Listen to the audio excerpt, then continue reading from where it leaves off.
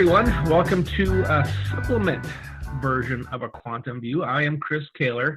Today, we're certainly graced by the presence of someone named Lynne McTaggart. You all may have heard of her books. We're going to be talking today about her latest book called The Power of Eight. Award-winning author Lynne McTaggart is one of the central authorities on the new science of consciousness. She is also editorial director of What Doctors Don't Tell You, one of the world's most respected health magazines, and architect of the Intention Experiments, a web-based global laboratory. She discussed the miraculous power of group intention.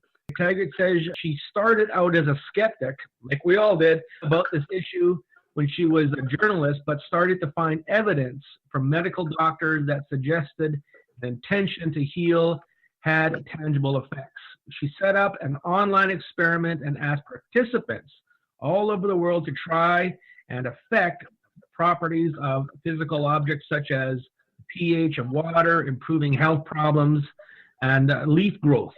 For example, the results were so encouraging, she continued to develop the methods. The next step was experiments with groups of people. Even more dramatic effects were observed, such as the healing of chronic health problems. Another startling finding was that the people in the groups also reported positive effects in their own lives. McTaggart said that when people get off themselves and start intending for someone else, improvements in their own lives will happen. McTaggart found that groups of 8 people seemed to be the optimal number for the best effects, which she began to refer as the power of 8. Her newest project will attempt to use the power of intention in an online experiment to see if violence can be reduced in the most violent place in the United States, which will be revealed when the experiment begins. After all her experiences, McTaggart said that she had gone from a doubting Thomas to become a reluctant apostle for the power of intention. Everyone, please welcome to A Quantum View, Lynne McTaggart. Thank you so much, Chris. It's great to be with you. Now, what's interesting, you and I had a little chat before we started this.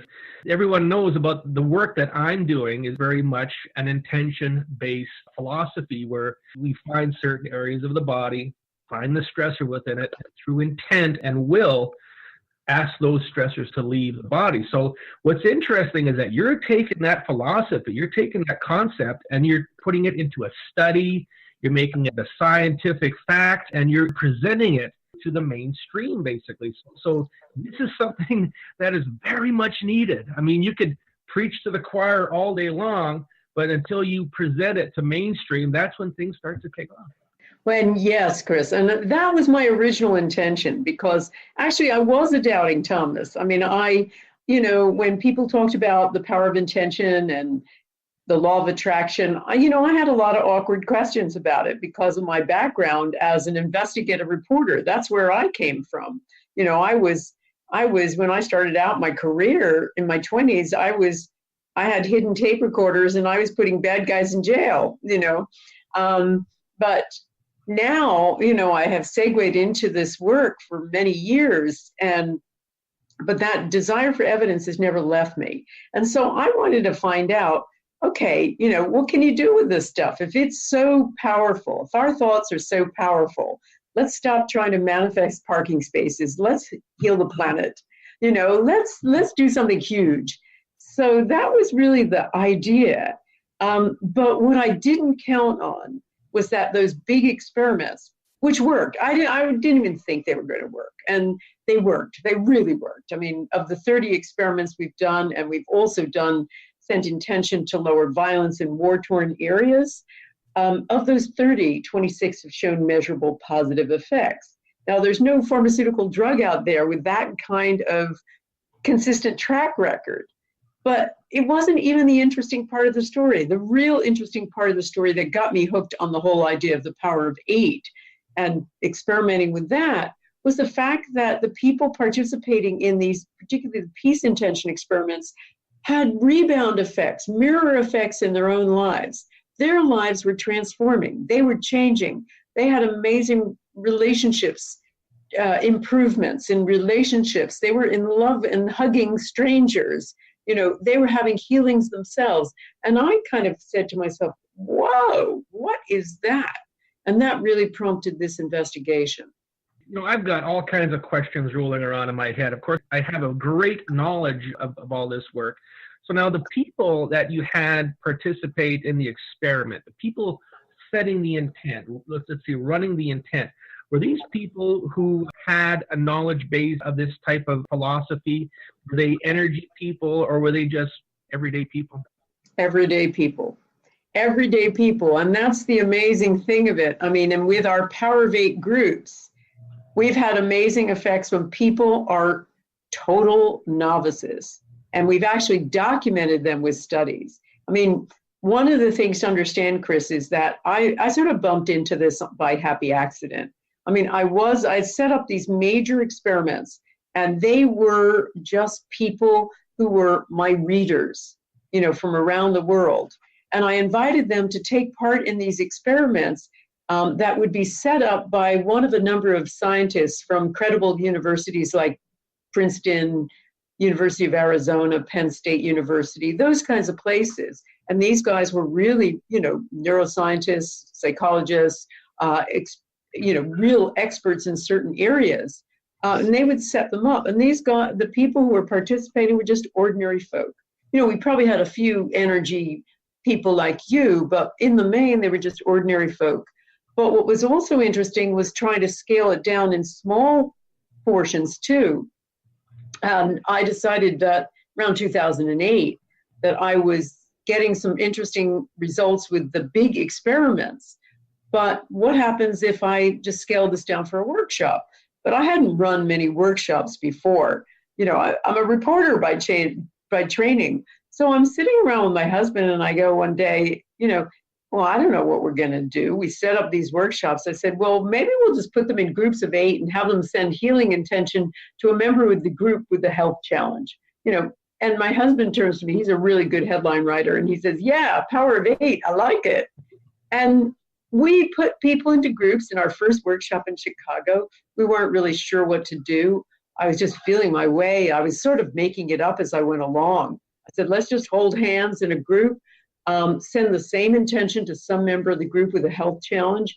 And I figured it was going to be a feel-good exercise, like a facial.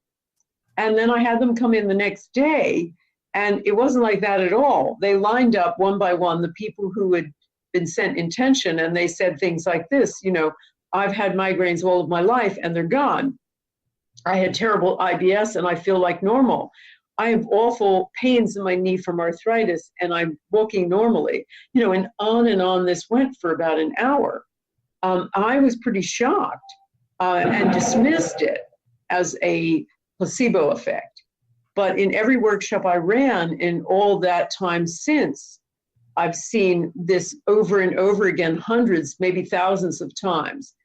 People with cataracts who say they're 80% better. Another woman with multiple sclerosis left her crutches home the next day. A guy, I just had a woman with who was a stroke victim, whose eyes couldn't focus, and she said they were focusing normally right after she did this intention.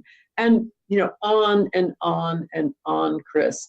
And also the people who were part of the group, they didn't even have to be the recipient. If they were part of the group, they were also getting healed. So all of this, these mirror effects, these rebound effects, really prompted a lot of study on my part, because I didn't believe it and I was frightened of it, which is why, this first started happening in 2008, which is why it's taken me all this time to finally publish these results, this book. It certainly is nice to hear these types of results, especially for people who never done this before. Now, what did the people think that you lined up for the experiment? What were they thinking was going to happen? I don't think they had much expectation. They just wanted to be part of a workshop. They were interested in, intention and learning about intention. And that I could tell them about because I'd studied it. I'd studied intention masters. I'd studied what worked in the laboratory, and I distilled all of that down to a simple practice that people could follow. And so I could teach that. I could teach a lot of the evidence about intention. I could teach negative intention and how to avoid that. But what I didn't know about was using it as a small group. I knew what I was learning in our big intention experiments, where we had thousands of people from around the world, or I would also run these experiments if I was speaking before a large group. I had some of those results, but I didn't have, any experience in small groups. And that is just what blew my mind. And I think it blew their mind too. And it continues to blow their minds. Every time I do a workshop, I'll put people in groups of 8, or even if I'm speaking. Before, I just had a large group at Mile High Church in Denver, and I put people into groups, and we then spent over an hour listening to the healings from people who were astonished, as I am still. I'm still taking notes. There are things that go on within my work that tend to give me a lot of aha moments. And it has a lot to do with finding new ways to work with the energies and understanding the energies, exactly what's going on here. So you must have a lot of colleagues, family, and friends that look at you and say, "You're a little off, Lynn, aren't you?" I remember a few years ago, as a working mom, my youngest daughter's 20 now, but this is when she was about 12 or so, and I'd started the intention experiment. And I remember meeting a bunch of moms and them saying, at a game my daughter was playing, they're saying, "Oh, you work, what do you do?" And and telling them that I'm testing the power of thought in these well-controlled experiments, these intention experiments. And I could see them sort of inching away, Chris. Well, let me tell you, when my wife and I go out to a party or a friend's place, she says, "You're not going to talk about your stuff tonight, are you?" I says, "Well, if somebody asks me, I just might talk for a couple hours." It is a very, very intense conversation that can come up when this type of conversation gets going. Now, Sure. what was the aha moment? When you started doing all this, there must have been some kind of aha moment that said, "I know what's going on here." There was more a desperation to find out why. The big ahas moments came when we had the healings in the small groups of 8, and then the rebound effects on the participants in the big intention experiments, particularly on the peace intention experiments, where people had big transformations. I think the aha moments were trying to find a precedent for this. I was looking in every way trying to explain it. I looked at evidence about the power of groups. I looked at traditional practices. I looked at religious practices. I mean, there are many aha moments in putting this book together. One of them was the idea that there'd been a mistranslation in the Bible when I was trying to look for religious precedent. And it turned out that the book of the Acts, this was from a Baptist minister had found this out and wrote about it. And I found it early part of the 20th century. I found this sermon. And he was saying that, in the Acts, which is all about how the apostles first set up the Christian church, it's always talked about how they prayed. And it said they prayed with one accord. And that's a really anemic phrase compared to the original Hellenic Greek. And the Hellenic Greek was an adverb that was homothumedon. And what that means is actually, it's a musical term that means passionately all together, like passionately with one voice.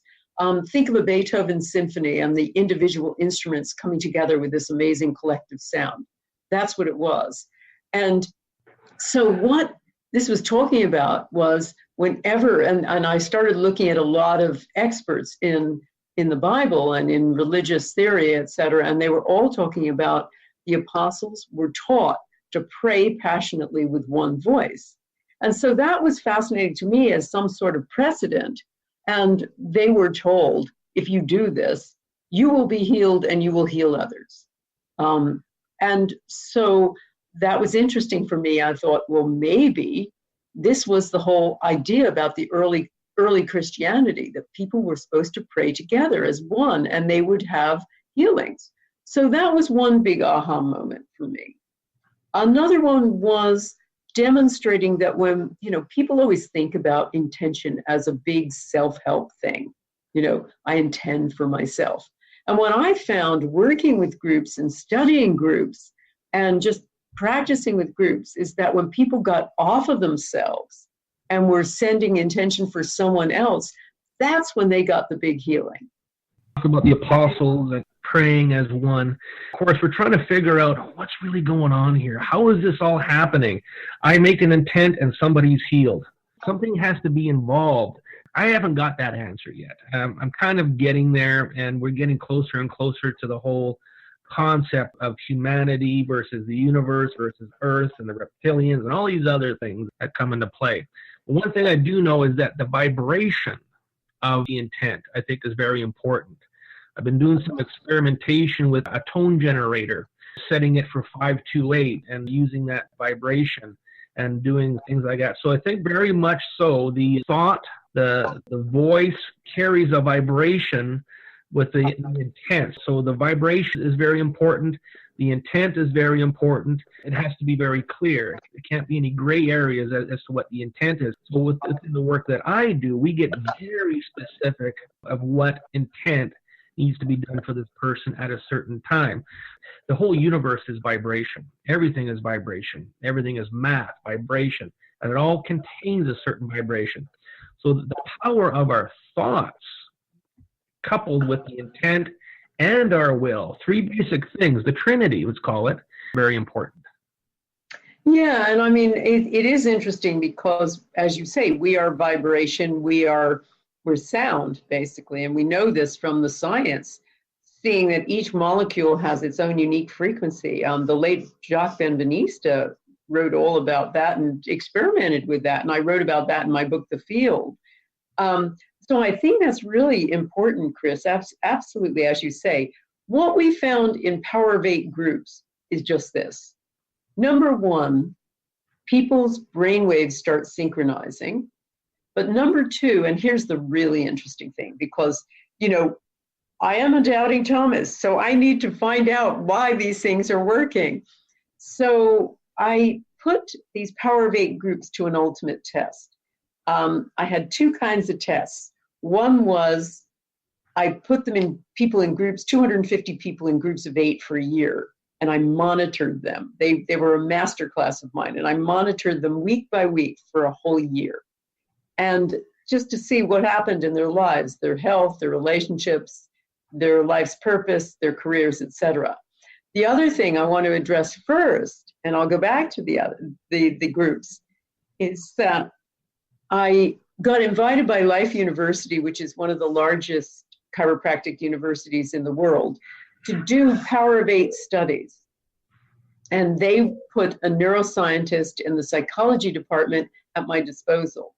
So we set up a Power of Eight study.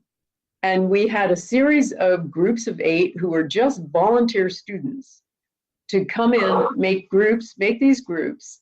And then the neuroscientist would put an QEEG, an EEG cap on their head, and then monitor what was going on with their brainwaves before, during, and after. And she found something extraordinary. She found that when they get into this group intention state, very quickly, there is a huge quieting of the parts of the brain that make us feel separate. So the parietal lobes, which are here, which they help us to orient ourselves in space, and they tell us where we end and the rest of the universe begins. That dialed way down. The other part that was dialed way down, there were some other parts too that make us feel separate and sense the world as other. Even our sound, the hearing was turned down, sight, but also the frontal lobes that are involved in negativity, like worry, doubt, all of those things turned way down. So what these brainwave signatures resembled very closely were the brainwave signatures studied by the University of Pennsylvania of Sufi masters and Buddhist monks in ecstatic prayer. These were people in a state of ecstatic oneness, essentially. And that's exactly what my people reported over and over again. So we had real proof that, in a sense, this was they were in an altered state. They were in a state, a miraculous state, a state that you would call a mystical experience. But here's the fascinating part of it. You know, a mystical experience usually occurs with somebody who's spent years of disciplined practice. You know, a Sufi master, a Buddhist monk, they spend years in disciplined practice. Or they spend hours getting into that state. My people were just student volunteers. They were total novices. They'd never done intention before. They'd never done a Power of 8 group before. Most of them had never even meditated. And the instructions I gave to them was only a 13-minute video. Nevertheless, they had this extraordinary state. Many of them felt much better. If they had aches or pains, they were gone, et cetera, et cetera, et cetera. They'd have this rejuvenation experience. And so what I really had to conclude is, you know, you don't need years of study. You don't need a sweat lodge. You don't need ayahuasca. You don't need years of disciplined practice. You need a group and an intention. And that's more or less it. People look at me and say, who are you? I'm like, I'm Chris Kehler. Okay. I'm a retired printer. I like to listen to music. I like to play my drums. I like to play in my band. I like to have a few too many beers once in a while. I like to eat barbecue. I'm nobody special. I've just come to the realization. I know I was pushed into doing this. I know I was guided to it. And a lot of things that happened in my life led me to this. But am I trained? I've taken some courses to try and understand what energy is. Just to kind of get my feet wet, but ultimately, just a regular guy. You don't have to be trained in all of this stuff. I mean, sure, it can't hurt to know a little bit more, of course, but what I find is that when you just leave yourself open to everything that's coming to you, so you're not working in a paradigm. You're just working outside, and energies come to you. My dowsing, it gets very, very exact of where I need to go, and that's because I open myself to it. So if you're open to it, that's really all you need is to be open. Absolutely. Absolutely. I mean, I'm certainly convinced that this power exists in all of us, and we access it. You know, we can learn to access it. But for me, the real fast track is a small group. I mean, that I've seen over and over again, where both the sender and the receiver get healing. And that is remarkable to me, and that somehow it gets supersized and experienced in this small group of 8. Now, one thing that comes to mind is what I work with removing a lot from people. So we can send a good positive intent towards somebody. Well, what about somebody who sends a negative intent? Well, I looked at this in great detail, Chris, in my book, The Intention Experiment. And I'd like to say that positive overwhelms negative, you know, that's the greater force, but it's not true. I mean, certainly the science shows that negative intention with somebody who's focused enough works just as well as positive intention. But luckily enough, oftentimes people with negative intent aren't as focused, you know, they don't have that kind of real focused brain state, but it can be, and they can infect a whole population. You know, Hitler had a pretty good focus and negative intention. So it can, but there are some very simple ways to prevent someone from sending negative intention to you. And I've detailed them all in my book, The Intention Experiment. They're all about holding on the thought of what you were born to do. That's a really powerful intention, and there's a whole good reason why. You know, it works a little bit like its own little bulletproof vest. But yes, there is some negative intent, but, you know, and there's certainly a lot of negative intention out there in the world now with so many things going on, you know, as we see it. But I think there is this power and this transformational power that occurs on and creates a kind of ripple effect when people come together and do intention together as a group. I mean, I certainly see that with the big global intention experiments, as well as the Power of 8 groups, because, for instance, the 10th anniversary of 9/11, I was pretty tired of watching those buildings come burning down. And I thought a lot of other people are too. So maybe we should do something else. So I speak around the world, and one of the people who's invited me a lot in the Middle East is a guy who's like the Deepak Chopra of the Middle East. So I invited him to partner with me on this. And I invited my international audience, but let's call it Western audience, and he invited his followers. He's a big peace proponent, and he got his followers from all over the Arab states to participate together. And all these sides came together, and we sent intention to lower violence in 2 provinces of southern Afghanistan. And, it looked like we had an effect. I mean, we got data from NATO, and it was certainly compelling, although you can never say when you've got something so complicated as a war, yeah, we did this. There's a lot of other variables, including coincidence, but it certainly was an unprecedented lowering of violence in just those 2 provinces. So it looked pretty compelling. But the more interesting thing happened with the participants. They started coming together on my Facebook and other social media pages and instant messaging, and they started writing to each other things like, your God is my God. We are all brothers from a different side. And then they started befriending each other, and then they started forgiving each other. And it was really healing, particularly for the Americans. It was so interesting. And there was a big reaching out to each other. And that was really the design I had for the American Peace Intention experiment that I just ran. Our target, by the way, was St. Louis, Missouri, which is officially the most violent city in America. And we'll have to wait a little while longer to see if we have a long-term trend effect. If you look for what happens the week afterward, it means nothing. You've got to look at all the crime for 2 years before and then a few months afterward to see if you've bucked the trend. So we have to wait a little while. But what I was really hoping for is there is a real thing that goes on with my peace intention experiments where the senders feel more universal love. They feel more love for anyone they come in contact with. That's the biggest one. They feel more love for strangers. They have more peace in their lives.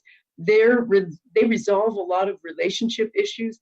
I'm just seeing it with the surveys I've sent out to the American Peace Intention Experiment. There's people who participated in that 6-day event. They are, resolving estrangements with sisters, nieces, brothers, children, grown-up children. They're connecting with people more. They're getting along better with spouses. They're having this kind of loving connection. But they're also mostly, the biggest change is they're connecting more with people they feel are different from them or that they dislike. And that was the big plan, was to hope that there'd be some sort of small ripple effect between the people participating and maybe all those people in America in particular who they feel are not like them. With all of the divisions we have in America now, I thought that might be interesting. The first thing that people wish for is world peace. And I think this is certainly a good way to see how it can happen. I mean, it is going to take village to save this planet, that's for sure, and make things happen and get that intention. We've only got a few minutes, so why don't you tell everybody where they can get your new book from, my dear? Okay, they can get my new book from, it's called The Power of 8. And it tells you all about how to create your own Power of 8 group and use it for miraculous effect. You can get that from Amazon, your local bookstore, any kind of online sources. You can also come on my website, lynnmctaggart.com, and participate in my forthcoming November 9th Middle Eastern Peace Intention Experiment, where we're going to have thousands of Israelis, thousands of Arabs, and many thousands of Westerners all coming together to intend for peace in some area of the Middle East. And it'll be a live event, so we're going to be seeing live feeds from the Arab states, from Jerusalem, from the Israelis, and from me. So I really invite you, just come on my website and sign up for that. But yeah, please check out the Power of Eight and bring the Power of Eight into your own life. Most beautiful. Our guest today was Lynne McTaggart. Lynne, let's keep in touch. I want to talk to you, okay? I'd love that, Chris. Thanks so much. Many blessings. Thank you for coming on. A Quantum View. Thank you very much.